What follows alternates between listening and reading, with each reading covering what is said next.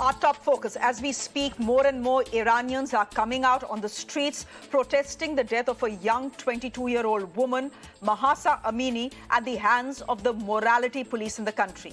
She was detained and beaten up for violating the country's strict dress code that mandates a tight hijab for any girl over the age of 9 and loose-fitting clothes to hide their figures. In the last 1 week, 80 cities have seen massive anti-hijab protests. Women have chopped off their hair, they have thrown their headscarves in the fire, and they have come out on social media to mount what has been the most serious challenge to Ayatollah Khamenei's regime. Iranian women were forced to wear hijabs soon after the revolution in 1979 and have lost many of their rights, including the right to travel, the right to work, and the right to child custody over the age of 7. There was little objection to these changes from men at that time. But in the protests that we have seen over the last 1 week, you are seeing not just women, but men participate as well. And that is a big change. The establishment, led by an 83-year-old, is in a very difficult place. The death of Mahsa Amini has shaken even some of the hardcore supporters of this government.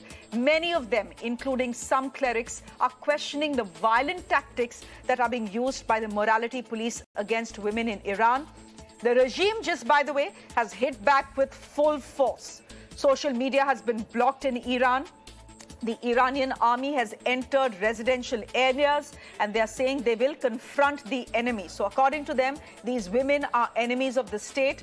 Iran's prime minister has called this an act of chaos. Its president, who was in American soil today, has refused to give an interview to CNN's Christiane Amanpour because she wasn't wearing a headscarf.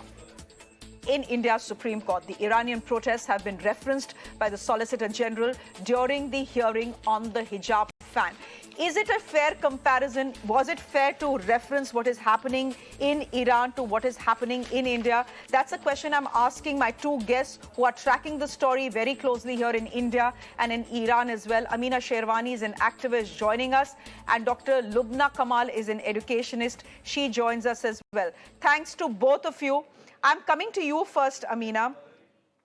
You know, we are seeing the pictures that are coming in to us from Iran, and we'll talk about that in just a bit. But in the ongoing hijab case in the Supreme Court, the Solicitor General of India, Tushar Mehta, who is representing the Karnataka government, has referenced the anti-hijab protests that are spreading across Iran. And we are seeing pictures, by the way, that's Christiane Amanpour waiting for Iran's president to come, and he's refused to come for that interview despite giving a commitment, because as you can see, Christiane Amanpour isn't wearing a headscarf. So he didn't want to speak to a woman who wasn't in a headscarf or wearing a hijab. Anyhow, to come back to what the point I was making, what the Solicitor General has told the Supreme Court is that even in countries like Iran, where constitutionally Islamic, which is constitutionally Islamic, women are fighting against the hijab. He says India is a secular country, and even in countries which are constitutionally Islamic like Iran, not all women are wearing hijab. Instead, they are fighting against it. He's adding that it's mentioned in the Quran means it's permissible, not essential. Essentially making the argument that we've heard for long. I want to ask you whether it is fair to reference what is happening in India to what is happening in Iran. After all, in both cases, many would argue that women are fighting for the right to dress they want to do. Some women in Iran don't want to wear the headscarf. They are protesting against the morality police. And there are some women here in India who want to actually wear the headscarf. So in a sense, the protests, though being very different, have a thread of similarity as well. Absolutely. I think we have to connect the two, because the word hijab means a wall, or it means a screen. It is not a garment for women to wear as per the Quran. I am not making this up. This is what the Quran says. The hijab is mentioned 5 or 6 times in the Quran, and never is it mentioned in reference to women's clothing. So the hijab does not exist in Islam. It is a complete patriarchal construct. It is there to groom women into subservience. It is there to make women disappear from public life. We are supposed to be these tented creatures walking around with no identity. The hijab is the worst kind of uniform to inflict upon women, and it is a uniform that makes you disappear. Other uniforms make you appear. You wear the uniform of a pilot, you're visible in society. You wear the uniform of a lawyer, you're visible in society. You wear the uniform of a doctor, everybody will know you as a doctor and come to you for help. But when you are covered in this garment, no one can approach you for anything. You become a persona non grata. So this is the process of making living women into persona non gratas, making them disappear from public life.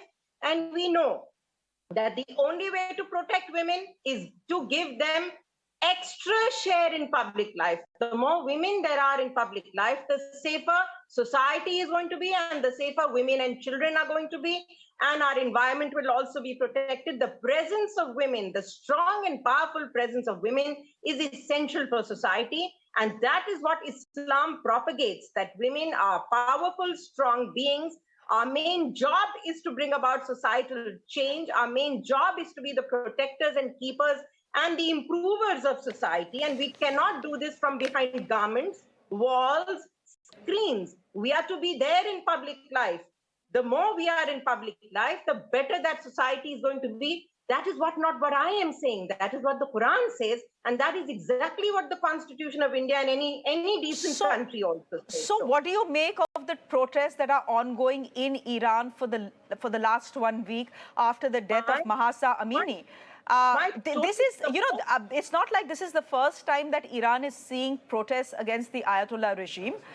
But what is different is that, in 1979, when the rights of Iranian women were taken away, no one protested. Maybe women protested. The men certainly didn't. In this case, it's Iranian men who have joined the protests as well. Because, I'm going to show our viewers a video. And this is an interesting video that has come out, Ameena. And I'm going to ask you for your reaction to that. So you have a man on the streets of Tehran. Can my producer just put out that video? On the streets of Tehran, there is a man on a motorbike who goes and slaps a woman because she's not wearing a headscarf properly. There you see, that's the man. Now you see what men on the streets in Tehran do to this man. Just wait and watch. This is the difference that Iran is seeing. This is why the protests we are seeing in Iran is different. In a while from now, you see there are men who come, and this man who attacked a woman for not wearing the headscarf properly, well, in turn, he gets attacked and beaten up as well. Is this a tipping point for Iran, or will these protests be quelled by the brutal crackdown that is currently underway in Iran? Ameena, will this change anything in Iran? And I'm going to talk about the India question later, but just to the pictures that are coming to us from Iran right now. Let me tell you that patriarchy is different to men. Men also suffer under patriarchy. Patriarchy basically gives a few powerful men the right over women, children, and other men who may be a little subservient or weaker to them. So patriarchy does not benefit men. And let me tell you, in our feminist movement, we've had the unflinching support of men with us always. Without men helping us, without men being part of our movement, the feminist movement could have achieved nothing. So patriarchy that we fight against it's a united fight. Everybody who is underprivileged, unprivileged, bands together with women to overthrow a few people who misuse their powers, and they dominate society. So that is why these men who are supporting their women may have been scared initially, may have been fearful initially, but they would have been silently supporting their women folk always, and now they are out because, as they कहते हैं ना कि अब पानी जो है वो sir से गुजर गया है. So now there is the way this young girl was picked up, bashed on the head, killed, and morality police. What do we mean by morality police? How can a society exist with somebody policing morality? And this is what I warn us in India, that when we want too much of religion, be it the Hindu religion, be it Islam, they are all lethal. Religion should be in its place, and young people have to be kept away. Like children, I think, need to be protected from any kind of religious indoctrination, be it of the Hindu religion, be it of the Sanatan Dharma, be it of Islam, any kind of indoctrination of children's mind, and which is what I fear that the young hijabans of India have been indoctrinated in a very bad way. They are young girls, and I cannot imagine. We have spent generations fighting against parda, fighting for freedom. And now we have young girls saying that hijab is their identity, something that takes away your identity. How can that become your identity? I do not understand. It is horrifying for a woman at my age to be seeing young girls screaming for the hijab. Lubna Kamaal, just come in here. You know, the Solicitor General in the Supreme Court, and there we've seen countless of these videos over the last 1 week, and more of them keep coming by the looks of it. Despite the brutal crackdown on these activists in Iran, these pictures that are coming to us are simply not stopping. Dr. Lubna Kamaal, the argument that has been made in the Supreme Court by the Solicitor General and the arguments, 10-day arguments over the hijab issue have stopped, and now the Supreme Court will make up its mind on the matter. But what has been said in the Supreme Court by the Solicitor General is this. There you have an Islamic republic like Iran, where women are fighting to throw away their headscarves. And here you have a secular country like India, where young girls in Karnataka, school-going girls in Karnataka are petitioning the court to be allowed to wear their headscarf and their hijab to go to school and college. I support Iranian women as much as I support the Karnataka girls. A woman should not be told what to wear or what to remove. The second thing is that I would like to ask Ameena her Islamic credentials to have made that statement. She just made about hijab and Islamic. I would request you to read the Quran. I'm making nothing up. I'm a scholar of the Quran. I'm an alima, and I'm only quoting from the Quran. The Quran tells Muslims, men and women, to display their beautiful looks to each other, to choose partners from among each other. We are not Ameena, I will request you to let Dr. Lubna Kamaal complete her argument. If she has a question to ask you. I have no credentials. No. So let her complete the point she is making, and I'll let you respond. Let her complete the point she is making, because there's no point the three of us doing any sort of behas, because we want to have an enlightened discussion here about what is happening in India with regards to the hijab and what we are seeing in Iran, those pictures that are coming to us from Iran. Dr. Kamaal, please go ahead. And I request you not to get personal. That's my only request to you. That is okay, but since she is speaking about Islam, I have to, counter it. So I'm an Islamic scholar. I'm pursuing a course from Al-Islam Institute, London, and I haven't been taught whatever she told. Because as per Quran, a woman has to dress modestly, and the hijab comprises of a loose clothing which has to be worn above her dress when she goes out. And the third thing is that is not an item of clothing. Please correct yourself, ma'am, if you're a scholar of the Quran. The hijab is a wall. The hijab is a screen. Now, no woman can wear a wall. Ameena ji, I'd request, Ameena ji, I have great respect for the both of you. I'd request that both of you don't speak over each other. I know the hijab is a divisive issue, but we all need to understand where the two sides are coming from.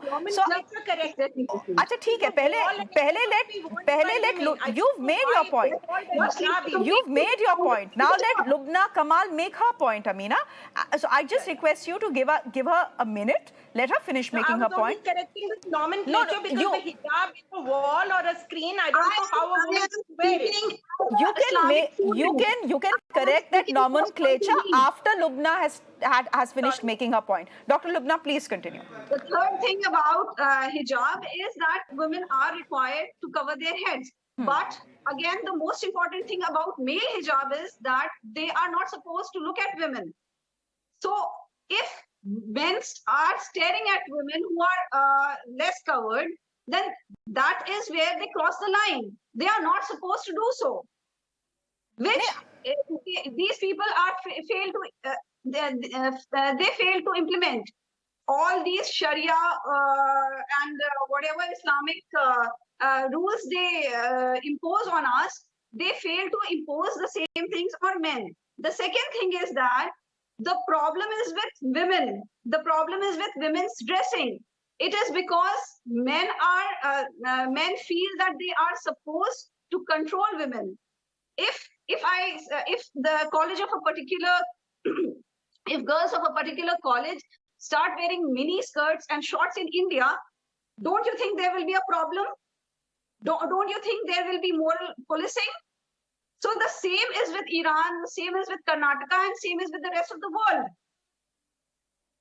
So, Dr. Lubna Kamaal, please help me understand this. In your opening remark, you said you support the women of Iran and what they are doing, the anti-hijab protests that have spread in 80 countries where women are burning their headscarves and chopping their hair. You're saying you're supporting them. And you say you're also supporting the young girls who want to have the right to wear the hijab in their classrooms. How is that possible, ma'am? No one can be forced. Even if there is Islamic Republic in Iran, then too they cannot force anyone. Similarly, no one can force Karnataka girls. Islam is against oppression, and I'm against oppression of any kind, of all kinds. So, if someone wants to wear hijab, let them wear it. If someone wants to remove it, let it be like that. Ameena, would you want to come in here? It's a question of choice on both sides, in Iran and in India as well. I wish it were that simple, Shreya, that it was a matter of choice. It obviously is not a matter of choice. It is not a matter. When you are indoctrinated from the time you're a 1-year-old little girl, do you know there are baby hijabs available for little infant girls now? 1-month-old baby girls, 1-year-old baby girls. This is exactly how a sexual predator grooms his victims. He picks them when they are little girls. He begins grooming them. That is exactly what this hijab is. It grooms little girls into subservience. And then it says, see, they're doing this willingly. This is what patriarchy is all about. This is how all women who are beaten by their husbands, go on supporting their husbands and saying, we are living out of our free will with that husband. So please understand, स्वेच्छा का अर्थ क्या होता है? स्वेच्छा लगती होगी हमको surface पर, मगर वो स्वेच्छा होती बिल्कुल नहीं है. और कुरान हमको आजादी देता है. We are made to be free by the Quran, and to me it is horrible that the Quran is being misused to bring women down. Surah Hashr par lijiye. Surah Hashr tells us how to keep ourselves. We are supposed to look gorgeous. We are supposed to look charming. Both men and women are to look beautiful. We are to attract each other. Islam is not a moralistic religion. Men and women are supposed to meet. We are supposed to choose our mates. We are supposed to choose our partners. We are supposed to enjoy life. We are supposed to marry. We are supposed to reproduce. Islam is a religion that celebrates life. It does not put anybody behind pardas. Dr. Lubna Kamaal, Dr. Lubna Kamaal, it's not about choice. It's not about choice, Ameena says. It's not about choice when it comes to women in Iran. They weren't given a choice since 1979. If you're not stepping out, with a hijab or a headscarf, the morality police will take you away, beat you up, and you will die of a heart attack. It has happened to a 22-year-old, which has been the starting point of the protests we have seen in Iran. Similarly, Dr. Lubna, Ameena is arguing that even in India, it's not a question of choice. Where is the choice that young girls have when you have been conditioned into wearing the hijab since the age of 2, 3, 4 or 5? I completely agree with that. I completely agree. But what solution do we have? We have to empower the girls. These girls are going to school. These girls are going to college in Karnataka. Education is the biggest tool of empowerment. They have that tool. Girls' school. Can you imagine? It's an all-girls school where they're insisting on wearing the whole black garment. Not just the head staff. Want to wear the whole black garment in a girls' school, in an all-girls school. You cannot change. You cannot bring changes overnight. Let those girls be empowered. Let them complete their education. Maybe later they can put off their hijab. There is a girl I know. Ameena, एक minute. Lubna ji, let Lubna is citing an example. Please go ahead, Dr. Lubna. Yes, there is a girl. She studied in an English medium school, covered head to toe in Lucknow. I know her. Now, all her younger years, she was wearing this hijab, being covered from head to toe. And now she has joined Loreto School to teach as a teacher, and she has removed her scarf. So the most important thing is to empower the girl so that she is financially independent, and then she'll be able to decide for herself. But if she is conditioned, In then this definitely case, you have young women who have gone to the court, who are, these are educated young girls who have gone to the court to say, and the matter is in the Supreme Court. The matter is in the Supreme Court. things. These are already very empowered girls. Did you see how Muskan, there were 100 boys and they were trying to heckle her, and the way she shouted Allahu Akbar at them, those poor 100 boys got a heart attack and ran away. I am worried about the development of those poor boys. They were horrified. No, but I'll give 100 upon 100 marks to Muskan there. Absolutely. You will not get bullied by anyone. I will give 100 out of 100 marks there. You are being heckled, you will you will have an answer to that. You will not quietly bow your head down and get inside. So that way, I'm very impressed with Muskan. But I'm not impressed by the fact that she wants to keep wearing the hijab and has gone to, court to say that let me have the right to wear the hijab even in a school. She has become a toy in the hands of the campus government of India and the PFI. I do not like the way the men of the campus now, but it girls like Muskan. Okay. Okay, I think the fact is that since the matter was referenced in the Supreme Court, since the matter of what is happening in Iran was referenced in the Supreme Court is why I wanted to have this discussion. I think it's been a good one.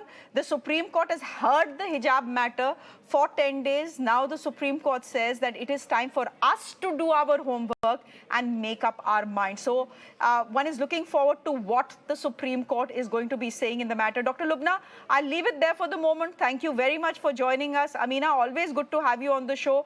Thank you for joining us as well. The debate continues in India, and the protests, just mind you, continue in Iran as well. It's a story we continue to track very closely here. But for the moment, I'm slipping into a quick break on the show. There's more coming up on the other side. Do stay with us.